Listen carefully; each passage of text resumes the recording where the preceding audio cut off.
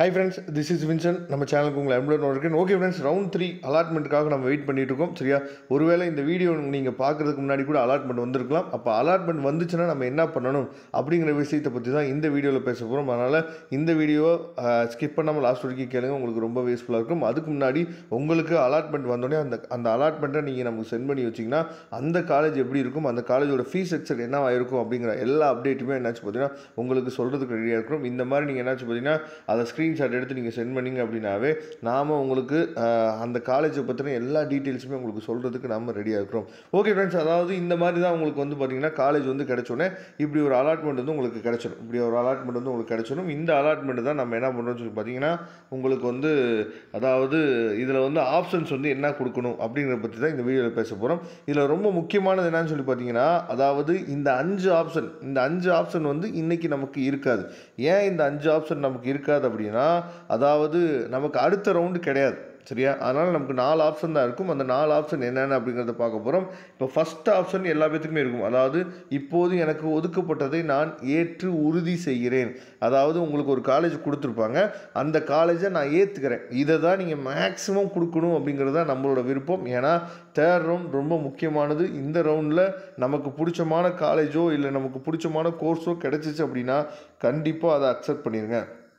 Second ஒன்று கொடுத்தீங்க அப்படின்னா செகண்ட் ஒன்று கொடுத்தா நம்ம டிஎஃப்சிக்கும் காலேஜுக்கும் நம்ம அலைஞ்சிட்டு இருக்கணும். சரியா? அதனால் கொஞ்சம் நீங்கள் பார்த்துங்க. அதாவது இப்போது எனக்கு ஒதுக்கப்பட்டதை நான் ஏற்கிறேன், ஆனால் எனது முந்தைய விருப்பங்களுக்கு முன்னேற வாய்ப்பு இருந்தால் ஏற்று உறுதி செய்கிறேன். அதாவது உங்களுக்கு ஒரு காலேஜ் கிடச்சிருக்கு, இப்போ அந்த காலேஜை நீங்கள் ஏற்றுக்கிறீங்க. சரியா?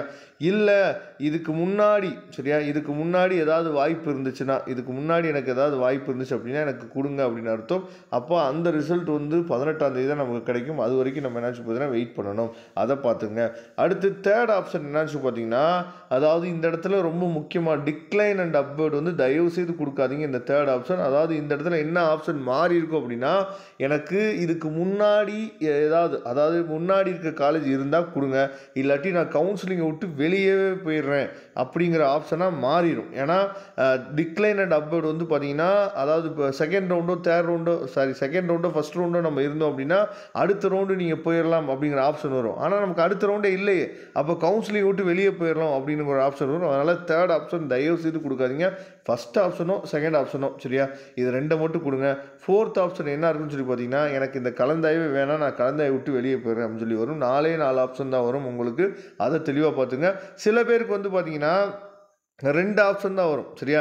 யாருக்கு 2 ஆப்ஷன் தான் வரும்னா இப்போ நீங்கள் 10 காலேஜ் கொடுத்துருக்கீங்கன்னு வச்சுங்களேன், 10 காலேஜ் கொடுத்துருக்கவங்களுக்கு ஃபஸ்ட்டு காலேஜே கிடச்சிருச்சு அப்படின்னா உங்களுக்கு வந்து நான் இப்போ மற்ற எல்லா பேத்துக்குமே 4 ஆப்ஷன் வரும், உங்களுக்கு வந்து 2 இல்லாட்டி 3 ஆப்ஷன் வரும். ஏன் அப்படின்னா ஃபஸ்ட்டு காலேஜே உங்களுக்கு கிடச்சிச்சு அப்படின்னா நீங்கள் மூவிங் அப்வேர்ட் கொடுக்கவே முடியாது. அப்படிங்கிற பட்சத்தில் ஒன்று அந்த காலேஜ் ஏற்றுக்கணும், இல்லாட்டி கலந்தாய் விட்டு வெளியே போகணும். இந்த 2 ஆப்ஷன் தான் உங்களுக்கு வரும். சரியா? அப்போ 2 ஆப்ஷன் வந்துச்சுன்னா பயப்படக்கூடாது. ஏன் பயப்படக்கூடாதுன்னு சொல்கிறேன் அப்படின்னா ஏன்னா நீங்கள் கொடுத்த ஃபஸ்ட்டு காலேஜே உங்களுக்கு கிடச்சிருச்சு அப்படின்னு அர்த்தம். சரியா? அதனால் பயப்படாமல் ஃபஸ்ட் ஆப்ஷன் கொடுத்துட்டு நீங்கள் நீட்டாக என்னாச்சு பார்த்தா எடுத்துக்கலாம். அதனால் மறந்துடாதீங்க. உங்களுக்கு காலேஜை பற்றின எந்த டீட்டெயில்ஸும் தெரியல, இல்லை காலேஜை பற்றின ஃபீஸ் செக்ஷன் உங்களுக்கு தெரியல அப்படின்னா பயப்பட வேணாம். நீங்கள் நம்மளுக்கு அனுப்பிச்சி வைங்க, நாம் உங்களுக்கு அந்த காலேஜை பற்றின டீட்டெயில்ஸ் வந்து உங்களுக்கு சொல்கிறதுக்கு ரெடியாக இருக்கிறோம். ஓகே ஃப்ரெண்ட்ஸ், கண்டிப்பாக இந்த வீடியோ வந்து உங்களுக்கு ஹெல்ப்ஃபுல்லாக இருக்கும்னு நினைக்கிறேன். ஹெல்ப்ஃபுல்லாக இருந்துச்சு அப்படின்னா உங்கள் ஃப்ரெண்ட்ஸுக்கு மெசேஜ் ஷேர் பண்ணுங்கள். மறக்காமல் உங்களோட டவுட்ஸை கமெண்ட் பாக்ஸில் சொல்லுங்கள். தேங்க்யூ. நம்ம நெக்ஸ்ட் வீடியோ பார்க்கலாம்.